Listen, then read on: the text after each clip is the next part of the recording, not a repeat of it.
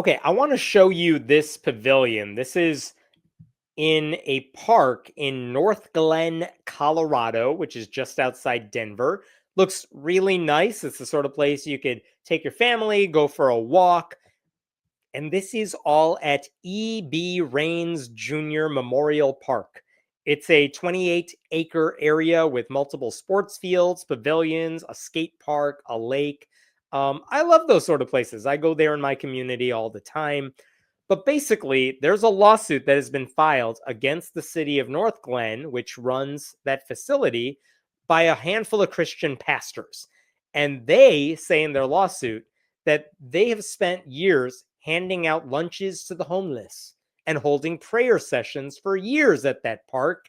And now the city tells them they can't do it. So they're filing a lawsuit.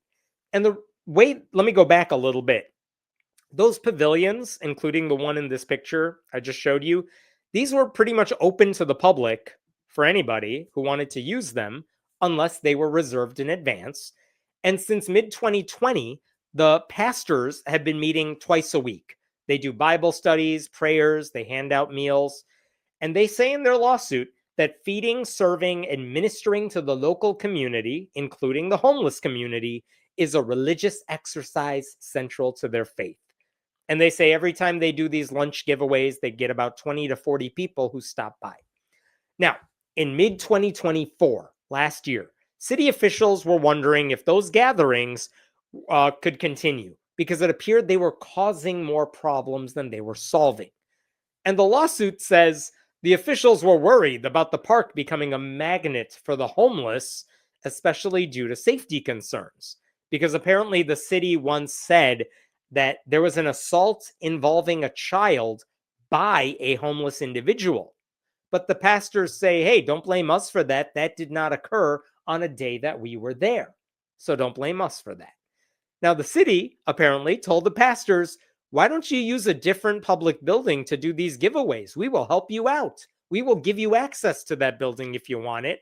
But they said no, because the pastor said we won't be allowed to use the facility's kitchen or the electricity, which is strange because in one of those pavilions, you don't have a kitchen or electricity. So I don't know why they were complaining about that. But it very much seemed like the pastors did not want to leave. And then, coincidentally or not, last year, was it last year? Might have been this year. I can't remember. No, June of 2025, this year. Here's what the city of Northglenn did. They passed this resolution here, CR 54, Public Facilities Standard Amendment.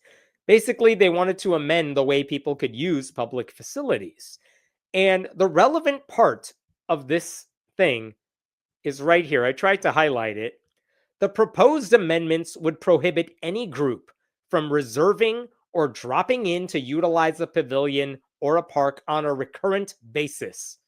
Like if you don't have it reserved, you don't get to just come here week after week. We're not allowing that anymore. And that was it. It's a pretty quick amendment that they wanted to pass. It also said we're talking about groups of 5 or more people, and you just can't use the pavilion all the time unless you have permission from us. And the lawsuit said that policy was written to block us specifically, but they said it's also going to affect other groups as well. This is what they said in their lawsuit. Check this out. Number 65. Under the plain language of CR 54, the rule would criminalize a family of 5 or more meeting weekly for a picnic, a running club gathering every Saturday, or 5 workers sharing lunch at a pavilion every Thursday. And the answer is like, yeah, I guess it would. But honestly, if you're a family, you can go to a different part of the park. If you're a running crowd that likes to run around the lake and then chill out at one of the pavilions, you can chill out elsewhere. I mean, yes, the issue here is this would put a stop to other forms of gatherings as well. But you know what? If the city said you guys can meet, but the Christians cannot, then you might have a lawsuit. But otherwise, what are they complaining about? Like, yeah, I mean, the city would have to apply this rule equally. So who the hell cares? I don't know what they're mad about. The bottom line here is that amendment that may have been passed to stop the church pastors from having their gatherings, but it would be illegal if they were only targeting the churches. But it doesn't. The rule applies to everybody. So I don't know what the big deal is there. So it looked like there was nothing the pastors could do. But then they attempted to point out in their lawsuit how this lawsuit was directly targeting them. And this is how they did it. Look at this.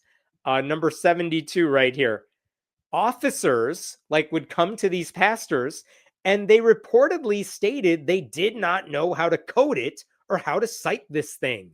Meaning these officers went to the pastors and said, "You're not supposed to be here. I should write up a citation for you." Shit, I don't know what rule I'm supposed to cite. Which again, that doesn't mean the law isn't not it's not like the law is against you. That just means it's a new rule and the cops are getting used to it. I don't know why they're complaining about that. Um One of the pastors was written up, he said, just for being on the park on his own, which I don't really understand. This is what that guy complained about. This is number 79.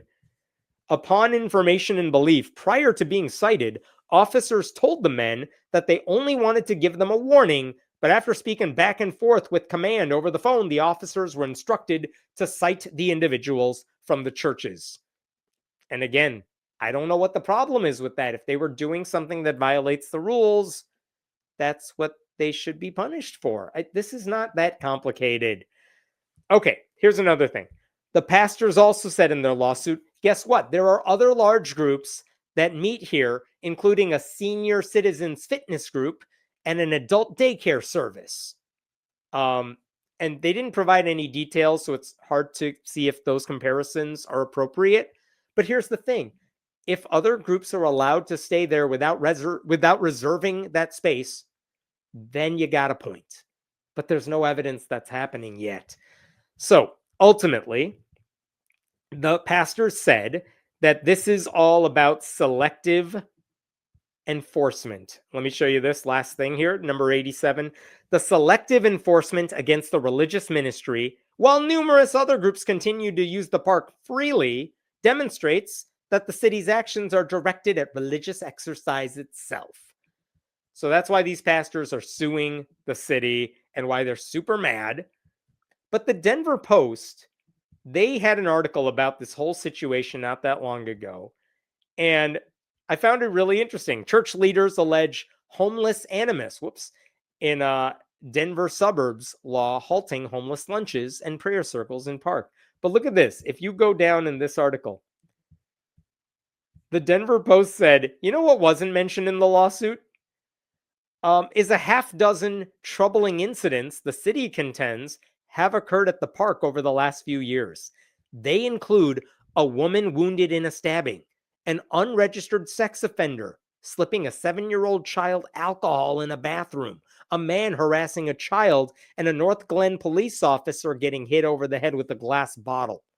And according to a memo prepared for a special council meeting this week, the alleged perpetrator in each incident was an attendee of the church gatherings in the park, which until recently had been held twice weekly. So apparently, there was a safety issue, and that's why these pastors were in trouble. And that's the thing. And that's exactly what the city has been saying about all this too. The June measure, according to the city manager, had nothing to do with religion and everything to do with keeping our park spaces and park amenities safe and open to general public use, and to ensure that no single part of any park impacts or excludes individual members of the public from enjoying the amenities. So the city is like, we're not going after the pastors. We just want to keep everything safe. So stop whining about it. I want to show you just one other thing, I believe, here. The city held a special session to talk about, is this law working? What's going on? And they showed this slide. They said, look at the very bottom. In the city of Northglenn, we used to be ranked 17th when it came in the state of Colorado when it came to homelessness. Like, we were ranked really high in 2023 when it came to homeless people causing a disturbance. But guess what? Today, our city is ranked 32nd, and that's good. You want to be ranked lower there.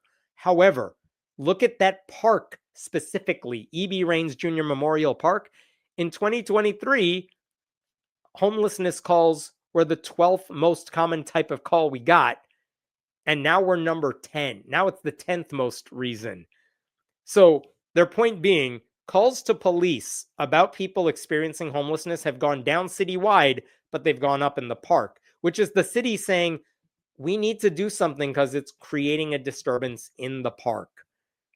And that's their thing. And the city also pointed out in all of this that they have been doing as much as they can to actually deal with the unhoused crisis. And specifically, the city said we do want to help people who are homeless. We have 6 employees who specifically handle crisis response. We have 3 outreach days around the park each week. We have walk-in resource hours for case management where we can help unhoused people get the resources they need.